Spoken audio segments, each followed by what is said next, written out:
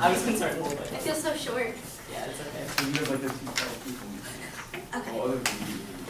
All right, group 4. English colloquial language has a more substantial amount of influence and power today than it ever had in the past. Colloquial language can be seen or heard through almost every mode of communication. And the power and influence of colloquial language is visible in terms of marketing, language and politics, and texting. Genericide is the process by which a brand becomes generic, meaning that it becomes characteristic of a broader category. Genericide is both a legal and an economic process. The increased use of brand names, along with the misuse of brand names, has contributed to the process of genericide, and oftentimes we don't even realize it. Some of the examples of brand names that have become generic, that are most common and everyone knows them, would be Kleenex and Band-Aid. Kleenex is really a brand of tissues, and Band-Aid is really a brand of adhesive bandages.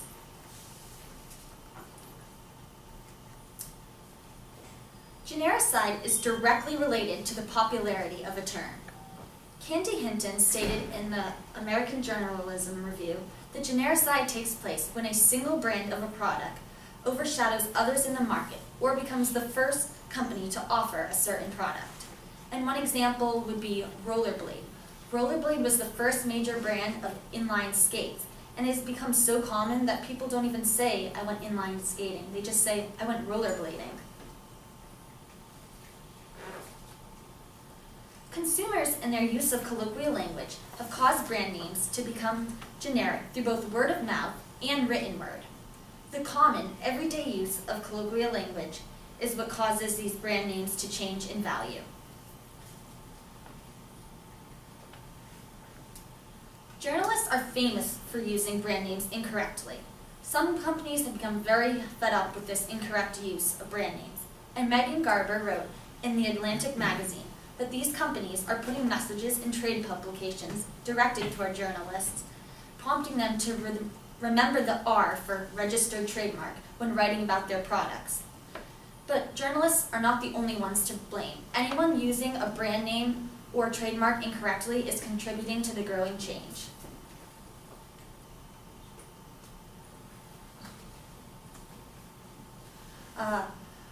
Grammar also plays a significant role in the evolution of a brand name into a generic term. Consumers have expedited the process of genericide by using brand names in a new part of speech. Elaine Zak wrote in the American Journalism Review that a brand name should not be used as a noun or a verb, but rather as an adjective to describe a generic noun. And one common example would be using Google as a verb, saying, I Googled it, when in reality you researched it or you looked it up. There are multiple reasons as to why a term becomes generic. Genericide can be viewed as either positive or negative, depending on the situation, but most companies are not thrilled about losing the rights to their names. Genericide is an example of how colloquial language has the power to affect broad categories like marketing, branding, and advertising. Ultimately, the power rests in the hands of those using colloquial language, and that would be us, the civilians and the consumers. So in contrast to Rebecca's, Lindsay focused on the importance of using colloquial language and the value behind it, especially for politicians. As a politician, as a leader of a country, such as presidents, they need to be familiar with colloquial language and to use it to be successful. We all know that Barack Obama is our first Black president, and because he is so, it's important that he is very familiar with the Black language, and he greatly uses Ebonics, which we know as Black language speak, to his advantage when giving speeches or talking to everyday people. An example of this is when he went to a fast food chain, he spoke to the Black cashier, and in response to the Black cashier, he said, "Now we straight," when the Black cashier asked if he wanted change back. Mitt Romney, as we know, was the recent candidate for the 2012 election, and he fails to use colloquial language, and because of this, it can be his failure to become president can be partially attributed to his inability to use colloquial language, and he doesn't use colloquial language partly because of his Mormon faith. For example, people don't just laugh, they guffaw, and instead of getting off a plane, they disembark. And instead of saying swears, such as the word hell, he says H-E double hockey sticks because his Mormon faith doesn't allow him to swear. And bric-brac is a word for swearing. He's not even allowed to say the word swear. And these are called midisms. Bush and Obama are often compared in the way they speak, and Bush has been given his own term for how he speaks, and these are called Bushisms, like midisms. And Bush often involuntarily and not on purpose speaks incorrectly, and he does this to seem less of a president, and people don't really think that he's graduated from Yale or Harvard. And so in his use of colloquial language, he's greatly had a power over the people who listen to him, and it allows them to better understand what he's saying. So as examples, he says things like, "Give my chance a plan to work." And my favorite one is, rarely the question is asked, "Is our children learning?" I think we agree the past is over. And no, this one's my favorite. "Our nation must come together to unite." So in conclusion, you can pull away and realize that a president must use colloquial language in order to be successful in whatever they're running as. If they're president or if they're senator, they must use colloquial language to have a power over the people who are listening to them and in order to be successful. Okay, so I focused on the growing issue of texting and colloquialisms that we use within texting. An example of texting colloquialisms are like using the letters U and R instead of your, things like that, and how that presents an issue within language today. So I started off looking at the way that we shorten spelling, like instead of using the word tomorrow, we just write TMO, or instead of writing out the word U, we use the letter U. And that has created a huge problem in schools around the country. One big example of that is Tim Post of NPR News in Missouri, I believe. Minnesota, sorry. He was interviewing all these teachers, and they were talking about how they were constantly having to deduct points from their students' writing because they were using all these colloquialisms from their texting in their writing, which seems kind of far off for us, I feel like, but it really was happening, and this was creating a huge problem.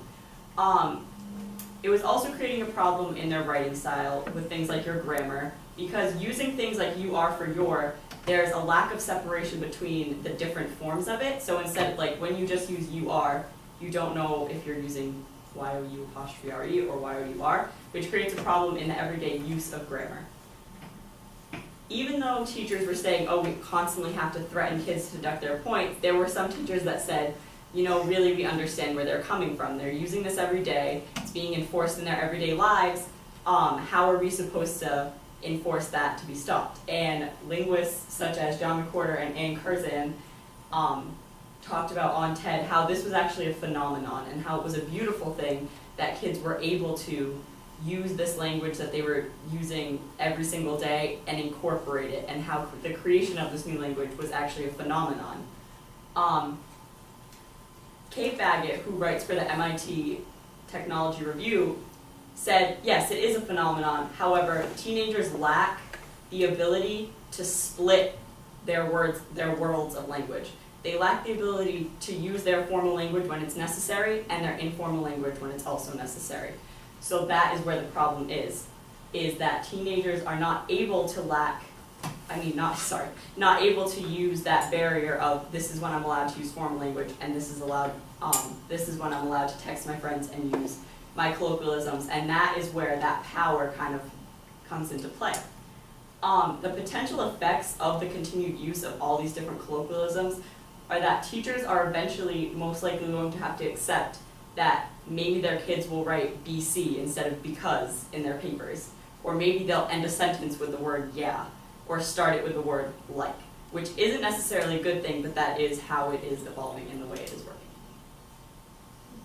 So in summation, we decided that maybe there really isn't a solution, but rather we should recognize, distinguish, accept, and understand colloquial language. And we decided that colloquial language is neither a good nor a bad thing. As you can see with our lenses, I focused on why it's a good thing, and they presented some dangers that come along with it. And we realized that in the evolution of language, colloquial language will become more and more popular and more important as we evolve as humans and as we continue to speak. So colloquial language is very powerful.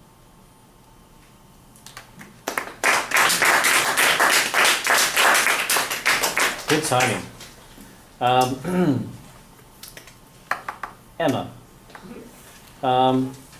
what information did you need that you weren't able to find or locate?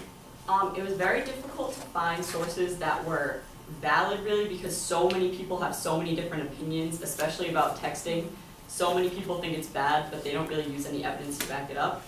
So I think that was the most difficult, was really finding solid opinions and evidence to use in the paper. Good. Rebecca, how does your conclusion respond to any of the other research or sources that you examined? Well, we concluded that colloquial language is powerful rather than good or bad. But a lot of our sources focus one way or the other. Like, this texting is bad, it's hurting the academic papers. And then others were good, like Alex's use of when presidents use the colloquial language. So I think by seeing how some were good and some were bad, we came to that conclusion that it was just powerful so that we could. Okay, thanks. Okay. Alex, how did you use the conclusions and questions of others to advance your own research? Maybe even those in your own group. Oh, okay. So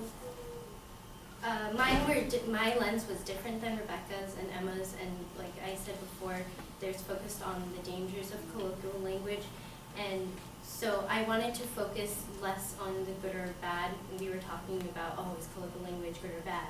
And so I just focused on the power of it, and I wanted to pull away from what they had decided to focus on, and I decided to focus on how colloquial language could be used as good to prove that it's powerful, not that it's bad. Okay. Well done, guys.